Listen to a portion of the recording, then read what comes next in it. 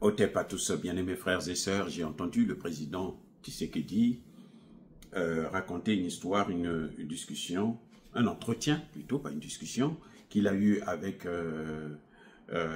une haute responsable du secrétariat d'État américain sur la situation du Congo. Où le président Tshisekedi leur disait, mais attendez, vous avez, nous avons souffert, ça fait depuis 30 ans que nous sommes en guerre, nous sommes occupés, et vous étiez là, on a tué 10 millions de Congolais, vous n'avez rien fait, vous n'avez rien dit. La première des choses, j'aimerais rappeler au président congolais qu'il n'y a pas 10 millions de morts en RDC. Il y a 2 fois plus. Je rappelle, c'est juste un rappel, monsieur le président. Hein, avec tout le respect que je vous dois, je vous rappelle qu'il n'y a pas eu 10 millions, il y a le double. Pourquoi je dis il y a le double? Parce que les 10 millions là, c'est les chiffres officiels qui ont été, les statistiques officielles qui ont été élaborées, données par les mêmes institutions internationales il y a près de 15 ans de cela. Vous comprenez? C'est dans les années 2010 par là, 2010-2012, qu'on avait évalué à 10 millions de morts. Donc, monsieur le président, regardez un peu votre copie d'abord. Revisitez la copie. Parce que dire qu'il y a 10 millions de morts, c'est faux. C'est archi faux. J'ai entendu ça aussi la dernière fois avant le président. J'avais entendu ça de la bouche d'un ambassadeur congolais à l'ONU. 10 millions. C'est faux. Parce que si, il y a 10-15 ans, on était déjà à 10 millions, donc depuis, on n'a plus jamais neutralisé des Congolais. On n'a plus jamais envoyé des Congolais au repos éternel, donc il y a la paix. Alors, ne venez pas nous parler de l'occupation. Ne vous plaignez pas. Si c'est ça, ne vous plaignez pas. Vous comprenez? Quand nous savons qu'en une journée seulement, quand ils sont rentrés à Goma, juste à Goma, je ne parle pas d'autres villes, Goma seulement, en une journée, il y a eu 11 000 morts, en une journée. Alors, depuis tout ce temps-là, la guerre, ça fait depuis 30 ans qu'ils ont occupé la RDC, et je pense que, monsieur le président, il y a un problème sérieux avec vos statistiques. Ça, c'est le premier point. Le deuxième point, le président dit, mais la dame m'a répondu, nous n'avons pas d'interlocuteur au Congo. Les États-Unis n'ont pas d'interlocuteur au Congo. Vous comprenez? C'est-à-dire que c'est comme si la dame disait au président Tshisekedi, monsieur le président, vous avez raison, que nous, on n'a rien fait, on n'a pas assisté, mais nous, on a un problème, c'est qu'on n'avait pas d'interlocuteur au Congo.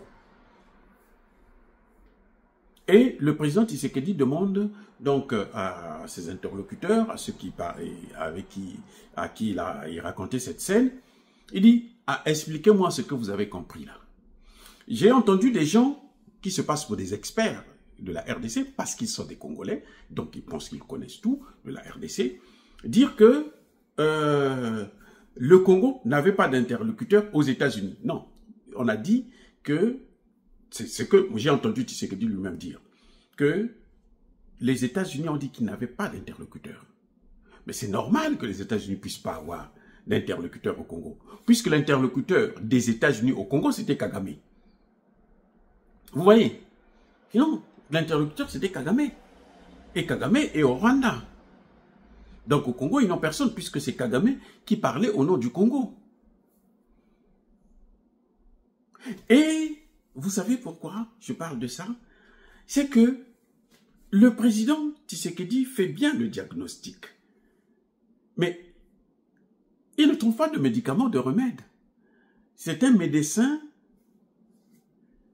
alors, qui vient toujours après la mort. Déjà, vous voyez, il réagit toujours en retard. Ça fait depuis très longtemps, depuis plusieurs mois, que nous sommes en train de crier, j'allais dire prêcher dans le désert, qu'il faut réformer cette putain d'armée de merde, cette armée de Kagame, payée par les salaires, l'État congolais. avec l'argent du contribuable congolais. Il faut arrêter ça. Tous ces Rwandais qui sont rentrés, parce que c'est facile de réformer l'armée congolaise. C'est pas si compliqué que ça, puisqu'on connaît que à quel moment il y a eu de mixage, brassage. Tout ce qui est mixage, brassage, là, il faut les renvoyer au Rwanda. Parce qu'ils ne sont pas des Congolais.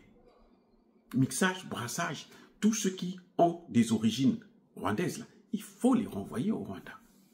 Ce sont ceux-là qui pourrissent justement l'armée, qui pourrissent l'administration. Donc on peut retracer ça facilement. Et c'est ça pour moi qui est important, les amis. Bien-aimés frères et sœurs, je ne suis pas contre la diplomatie. Non, c'est très bien la diplomatie. Mais une diplomatie qui n'est pas accompagnée par des réformes internes, un comportement, une résilience interne, c'est une diplomatie qui est nulle. J'ai l'impression que le président Tshisekedi et les propagandistes du Congo pensent que c'est aux Américains de venir régler le développement du Congo. Non. Non, les amis. Les Américains peuvent investir des milliards au Congo. Si cette administration est toujours comme ça, cette armée est toujours là, telle qu'elle est corrompue là, mais ils ne vont rien faire. Les Américains ne viendront pas faire la guerre à la place des Congolais. Vous comprenez? Les Américains, ce sont des menteurs. Mais alors, des menteurs spécialisés. Donald Trump, même Donald Trump, il peut te dire une chose maintenant. Quand il tourne le dos, il dit, je n'ai pas dit ça. Ça se voit tous les jours. Il exprime ça tous les jours. Tous les jours. C'est la même chose, c'est la même chanson. Nous connaissons ce vocabulaire-là. Nous connaissons ce rythme-là. Le disque est même rouillé, qu'il faut le changer. Donc, quand les Américains disent que nous, on n'avait pas d'interlocuteur au Congo, eh bien, c'est que ils sont ridicules. Moi, je ne devais pas condamner même Kabila pour ça. C'est eux qui sont ridicules. Qui a mis Kabila là? Pour que Kabila soit président là? C'est pas quelqu'un d'autre, hein. Ce sont les Américains. Pour que Kagame et Kabila puissent neutraliser Laurent Désiré Kabila, c'est qui? Ce sont les Américains. Pour que Mobutu puisse partir, laisser la place à Laurent Désiré Kabila, c'est qui? Ce sont les Américains. Et puis ils viennent vous dire, oh nous on n'avait pas d'interlocuteur chez vous. Oh, mais vous êtes malade, c'est vous qui êtes en train de gérer le pays. Et vous dites que nous, on n'a pas d'interlocuteur, mais cette femme est folle. Cette femme qui parle avec le président, elle est dingue, elle est idiote. Elle est idiote. Elle n'a pas d'interlocuteur, alors que c'est elle qui a placé les autorités là. Comment elle peut dire qu'elle n'a pas d'interlocuteur? Elle se moque de qui? Elle s'est moquée du président Tshisekedi. Moi, j'étais Tshisekedi, à la place, j'allais même lui donner une claque. Écoutez, comment l'Amérique peut dire que nous, on n'avait pas d'interlocuteur? Pendant 30 ans, on n'avait pas d'interlocuteur au Congo. Alors que le Congo est géré par eux, via Paul Kagame, via Kabila et toute la clique. Hein? Il y a un problème là. Il y a un problème, les amis. Ça ne marche, ça ne va pas. Ça ne va pas, les gars. Et le président Tshisekedi gobe des bêtises comme ça. Il accepte ça. Il dit, non, on n'avait pas de quoi. Ça veut dire que c'est Kagame qui gérait notre pays. Non, c'est pas ça. Le problème, c'est qu'ils se sont moqués de Tshisekedi. Puisque ce sont eux qui ont placé Kagame là. Là, Tshisekedi est en train de signer les accords. Là. On va leur donner la gestion du Congo. Donc maintenant, qui sera responsable des échecs qu'il y a au Congo? Mais ce sont les mêmes Américains. Vous savez, je veux vous dire encore une chose, répétez ça. Je soutiens le président Tshisekedi dans ses accords avec les États-Unis parce que ça va probablement arrêter le massacre des Congolais. C'est tout. Sinon, je ne vois pas ce que ça va apporter. Le développement, ce n'est pas vrai. Si les Congolais ne travaillent pas pour développer leur pays, il n'y aura pas de développement. Ce n'est pas le premier pays. Mais attendez, Mobutu était soutenu par qui? Ce n'est pas les mêmes Américains. Pourquoi Mobutu n'a pas développé le Congo? Mais on dirait que, c'est-à-dire que, quand nous parlons de la politique, on est trop là dans les sensations, les choses inutiles. Mobutu a passé 32 ans. Il était soutenu par les Américains. Ce sont les Américains qui ont dit à Mobutu, maintenant ça suffit, tu pars. Et ils ont amené Kabila et Kagame. Ce sont les Américains. Là, ce qui est en train de se passer, les accords là, c'est la même chose qu'ils faisaient avec Kabila. Maintenant, ils changent de maître, plutôt de colon, de coloniser, hein, de caniche. Avant, c'était Kabila. Maintenant, ils viennent directement par Tshisekedi. C'est tout. Il n'y a que ça qui change. Au fond, il n'y a rien qui change. Les mêmes causes produisent les mêmes effets.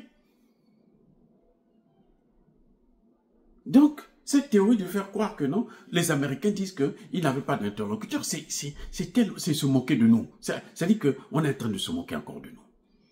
Et on ne peut pas continuer comme ça. Si nos présidents veulent se faire humilier, ça c'est leur problème. Mais nous, on ne doit pas accepter ça. C'est pour ça que je m'adresse à la jeunesse congolaise. Ce que vous avez entendu là, c'est n'importe quoi. Kabila, Kagame, Katumbi, tout ce monde-là, Martin Fayulu, ce sont les Américains qui les placent. Ce sont les Américains qui tirent les ficelles. C'est comme des marionnettes. Ils disent, bah, maintenant tu peux faire ceci. Maintenant tu peux faire cela. Si les Américains disent à Kabila, quitte Goma, le même jour, Kabila va quitter Goma. Je dis bien le même jour. Vous comprenez, non? Kabila a un service de lobbying ici, non? Katumbi a un service de lobbying ici, non? Ils sont venus s'installer ici là pour faire le lobbying. C'est parce que ça n'a pas marché, c'est tout. Mais si ça n'a pas marché, ça ne veut pas dire qu'ils ne sont plus avec eux. Non. Parce qu'ils sont en train de chercher maintenant une autre façon pour sauver leur tête. Les gens pensent que non, ce n'est pas les Américains qui sont derrière, qui sont dans la misère de l'Afrique, hein, notamment de la RDC. Mais non, ce sont les Américains. Les amis, soyez bénis.